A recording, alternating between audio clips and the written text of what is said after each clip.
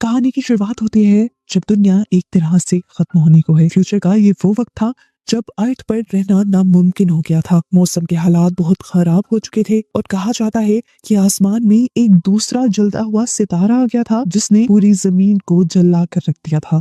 इंसानों के लीडर्स, जिन्हें द बिल्डर्स कहा जाता है, उन्हें एहसास हो गया था कि जल्द ही इंसानियत खत्म हो जाएगी। इंसानी नस्ल को बचाने के लिए उन्होंने एक आखिरी प्लान बनाया। दुनिया के बड़े बड़े आर्किटेक्ट्स, साइंटिस्ट और इंजीनियर्स एक खुफिया जगह पर मिले। उन्होंने फैसला किया कि जमीन के नीचे एक बहुत बड़ा सा शहर बनाएंगे, एक अंडरग्राउंड सिटी जहां पर लोग अगले 200 सालों तक सेफ रह सकेंगे। उनका मानना था कि 200 साल बाद ये जमीन दोबारा रहने के लायक हो जाएगी। इस शहर का नाम इन्होंने सिटी ऑफ एम्बर रखा। लोग वहां से बाहर कब और कैसे निकलेंगे, इसके लिए बिल्डर्स ने एक छोटा सा लेकिन बहुत ही खास मेटल का बॉक्स बनाया। इस बॉक्स के अंदर उन्होंने जरूरी इंस्ट्रक्शंस रखी थी और साथ ही एक नक्शा इस शहर से बाहर निकलने के लिए, और शहर से बाहर निकलने का तरीका भी इसी में लिखा हुआ था। इस बॉक्स पर एक टाइमर सेट किया गया था जो ठीक 200 साल बाद अपने आप खुलने वाला था। एम्बर की जो पहली मेयर थी, उन्हें ये बॉक्स दिया गया और कहा गया कि इसे संभाल कर रखना है और अपने बाद अपने आने वाले मेयर को देना है। प्लान सिंपल था, ये बॉक्स एक मेयर से दूसरी मेयर तक जाता रहेगा जब तक सही वक्त नहीं आ जाएगा। काफी लंबे अरसे तक तो मेयर अपना ये रिचुअल करते रहे कि नहीं, ये बॉक्स आने वाले मेयर को देते रहे, लेकिन फिर किस्मत को कुछ और ही मंजूर था। जब ये बॉक्स 7वें मेयर तक पहुंचा तो वो अचानक बीमार पड़ गया और इससे पहले कि वो ये बॉक्स दूसरे मेयर को दे पाता, उनकी वहीं पर मौत हो गई। मौत की अफरा तफरी में ये बॉक्स किसी को दिया ही नहीं गया। वो बस एक पुरानी अलमारी में पुराने कपड़े के बीच कहीं खो गया और लोग उसे भूल गए। जो चेन बनी हुई थी वो टूट गई। एम्बर के लोग भूल ही गए कि उन्हें कभी वहां से बाहर भी निकलना था। वक्त गुजरता गया, वो 200 साल पूरे हो गए और अलमारी के अंदर अंधेरे में रखा हुआ बॉक्स अपने आप खुल गया, लेकिन उसे देखने वाला वहां कोई नहीं था। अब आज के वक्त में सिटी ऑफ एम्बर के हालात बहुत खराब हो चुके हैं। शहर टूट रहा है। वो बड़ा सा जनरेटर जो पूरे शहर को बिजली और रोशनी देता है, वो अब जवाब दे रहा है। शहर में ब्लैकआउट्स यानी अंधेरा होना बहुत आम बात हो गई है और अब तो यहाँ लंबे लंबे समय तक अंधेरा रहता है। गोदाम जो पहले खाने पीने की चीजों से भरे होते थे अब खाली हो रहे हैं। लोग डरे हुए हैं, लेकिन वहां की सरकार उन्हें झूठ बोलती है कि सब कुछ कंट्रोल में है। हमें शहर के हालात का असली पता तब चलता है जब वहां एक बहुत बड़ा दिन आता है जिसे असाइनमेंट डे कहते हैं। ये वो दिन है जब स्कूल खत्म करने वाले बच्चों को जिंदगी भर के लिए एक जॉब दी जाती है। एम्बर में आप अपनी मर्जी से जॉब नहीं चुन सकते। आपको एक बैग में से पर्ची निकालनी होती है और उस पर्ची पर लिखी हुई जॉब आपको पूरी जिंदगी करनी पड़ती है। यहाँ हम दो मेन कैरेक्टर्स से मिलते हैं। पहला है डॉन हेरो जो कि इलेक्ट्रिशियन बनना चाहता है ताकि वो जनरेटर ठीक कर सके, और दूसरी तरफ है लीना, एक चुलबुली सी लड़की जिसका सपना है कि वो मैसेंजर बने ताकि उसे पूरे शहर में भागने दौड़ने की परमिशन मिल सके। जब पर्ची निकालने की बारी आती है तो किस्मत उल्टा खेल खेलती है। लीना के हाथ में पाइप वर्कर लेबर की जॉब आ जाती है, जिसका मतलब है कि वो शहर के नीचे अंधेरी सुरंगों में काम करेगी। वहीं दूसरी तरफ डॉन को मैसेंजर की जॉब मिलती है और ये दोनों ही अपनी जॉब देखकर बहुत ही ज्यादा उदास हो जाते हैं।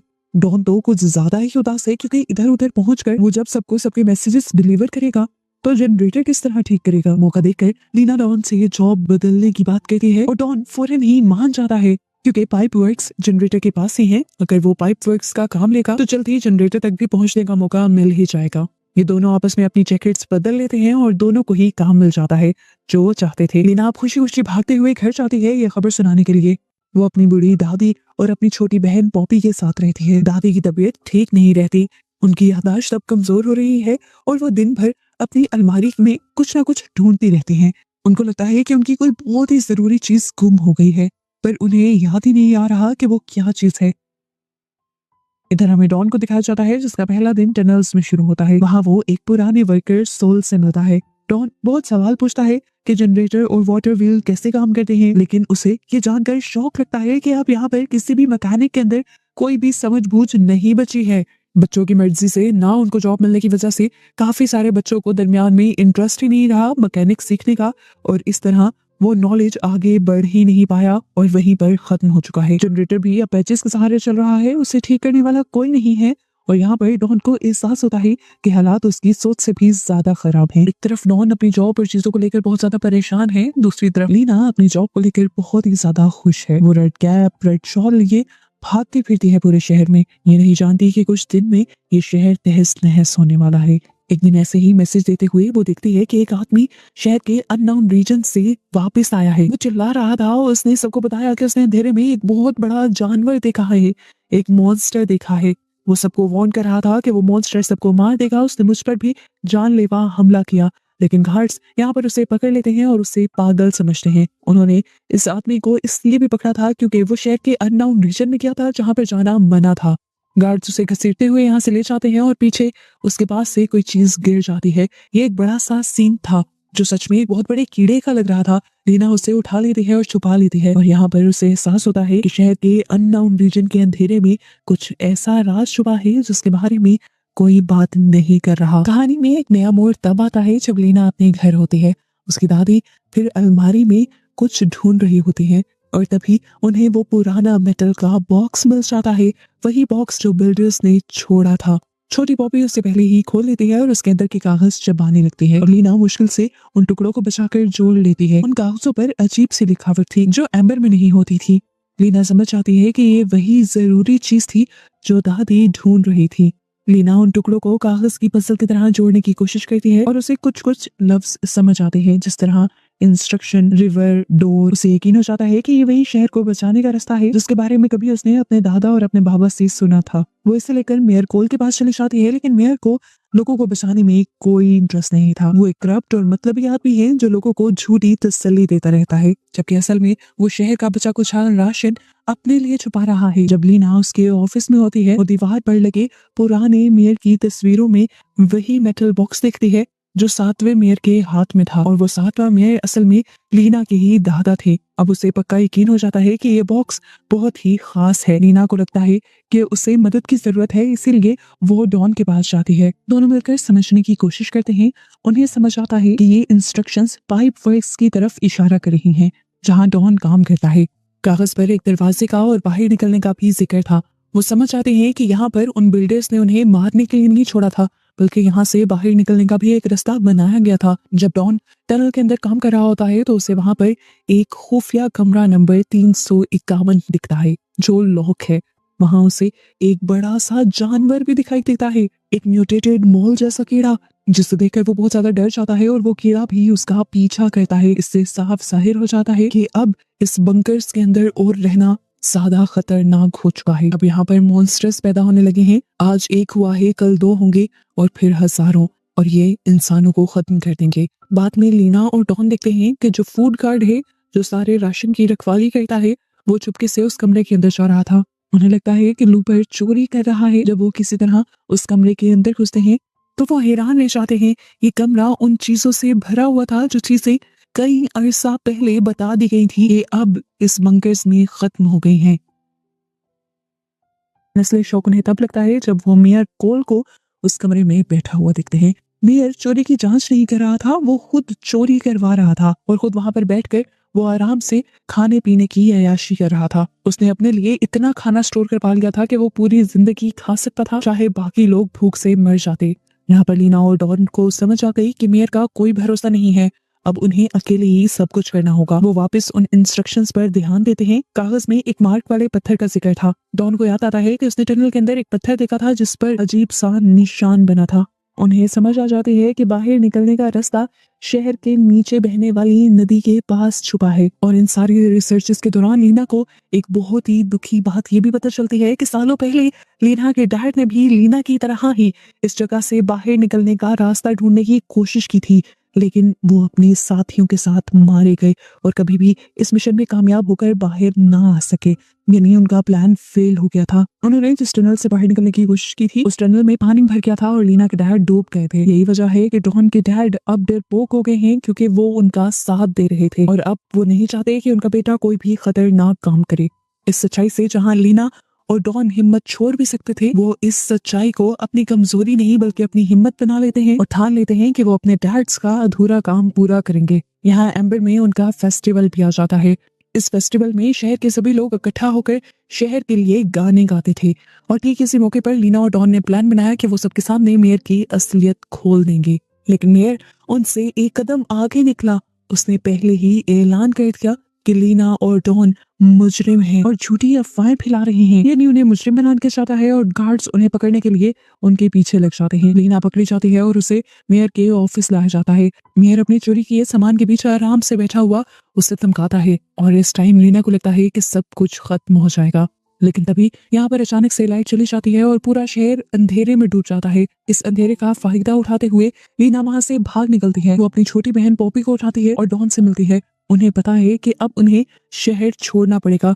वो भागकर नीचे पाइप वर्क्स में पहुंच जाती हैं। इंस्ट्रक्शंस को फॉलो करते हुए उन्हें एक छुपा हुआ मैकेनिज्म मिलता है। इसमें नदी के पानी का लेवल कम करना और कुछ वॉल्व्स घुमाना शामिल थे। ये काम मुश्किल था लेकिन वो अपनी पूरी ताकत लगा देते हैं। उन्हें वहाँ एक खुफिया लॉकर मिलता है जिसमें पुरानी लेकिन मजबूत बोट्स रखी हुई थी। दिखने में तो पहले ये अलमारियां लग रही थी लेकिन जैसे ही वो नीचे गिरी तब उन्हें समझ आया कि ये बोट्स हैं। ये बोट्स ऐसी चीजें थी जो इन्होंने पहले कभी नहीं देखी थी। वो उनमें से एक बोट को तेज बहने वाली नदी के अंदर उतार देते हैं और खुद उसमें बैठकर इंस्ट्रक्शंस के मुताबिक वहां से निकलने ही वाले होते हैं कि मेयर वहां आ जाता है।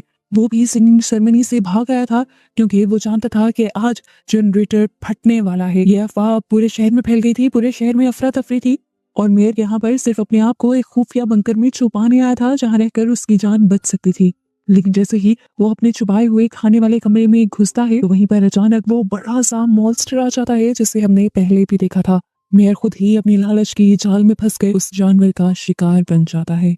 लीना, डॉन और वो छोटी पॉपी तीनों मिलकर उस बोट में बैठ जाते हैं। डॉन का बॉस वो बूढ़ा वर्कर सोल उनकी मदद करता है। वो पानी के प्रेशर को कंट्रोल करने के लिए एक लीवर पकड़कर खड़ा हो जाता है। ये लीवर खराब हो चुका था, वो अपने कंट्रोल में नहीं आ रहा था, इसीलिए सोल ने अपनी जान जोखिम में डाल दी ताकि उन्हें बाहर भागने का मौका मिल सके। जैसे ही पनबिल चलने की वजह से पानी का बहाव तेज होता है तो इनकी नाव भी वहां से गुजरती हुई एक खुफिया खाई के अंदर चली जाती है। यहाँ बहुत ही ज्यादा अंधेरा था और हर चीज बहुत ही ज्यादा डरावनी लग रही थी। ये हाई स्पीड वाटर स्लाइड जैसा था और इन्हें डर भी बहुत ज्यादा लग रहा था। अंधेरे में घूमती हुई उनकी बोट बड़े बड़े झरनों से होती हुई नीचे गिराती है एक बहुत बड़ी केव के अंदर। वहां दीवार पर उन्हें बिल्डर्स का लिखा हुआ एक मैसेज दिखाई देता है जो उस टाइम वहां आने वालों के वेलकम के लिए उन्होंने लिखा था। और ये पढ़कर इन दोनों को एहसास हो जाता है कि ये लोग फाइनली कामयाब हो गए थे। इनकी खुशी का तो कोई ठिकाना ही नहीं था। यहाँ से अब इन्हें बहुत ही लंबी सीढ़ियां चढ़नी थी। ये उन गोल गोल सीढ़ियों को चढ़ना शुरू कर देते हैं। घंटों चढ़ने के बाद उन्हें ऊपर से थोड़ी सी रोशनी दिखाई देती है। थोड़ी सी और सीढ़ियां चढ़ने के बाद वो ऊपर की चीजें हटाते हैं और फाइनली पहली मर्तबा जमीन पर आसमान के नीचे सांस लेते हैं। लेकिन अफसोस, ये जमीन पर भी उतना ही अंधेरा था जितना नीचे था। असल में ये लोग तो पैदा होने से अब तक कभी जमीन पर गए ही नहीं थे। इन्हें रात का तो कोई कॉन्सेप्ट था ही नहीं। ये लोग बहुत ही ज्यादा उदास हो गए थे लेकिन फिलहाल चांद और सितारों को देखकर खुश भी थे। अब ये लोग यहाँ आ गए थे, वापस जाने का तो कोई रास्ता ही नहीं था। ये लोग यही सो जाते हैं और सुबह इनकी आंख रोशनी से खुलती है। आसमान में ये लोग देखते हैं तो आहिस्ता आहिस्ता एक तरफ से सूरज उग रहा था। सूरज की रोशनी पड़ते ही यहाँ पर सारे परिंदे उड़ने लग जाते हैं और चहचहाने लग जाते हैं। ये सारा नजारा ये लोग पहली मर्तबा देख रहे थे। हरियाली, परिंदे, ये दुनिया बिल्कुल पहले जैसी हो गई थी। हर चीज को देखकर ये लोग हैरान भी थे और खुश भी। इन चीजों के बारे में कभी इन्होंने बस किताबों में ही पढ़ा था और आज ये लोग उसे देख भी रहे थे। आज दुनिया हरी भरी जिंदा थी। वो जो दूसरा सितारा जमीन के करीब आ गया था वो भी यहाँ से जा चुका था।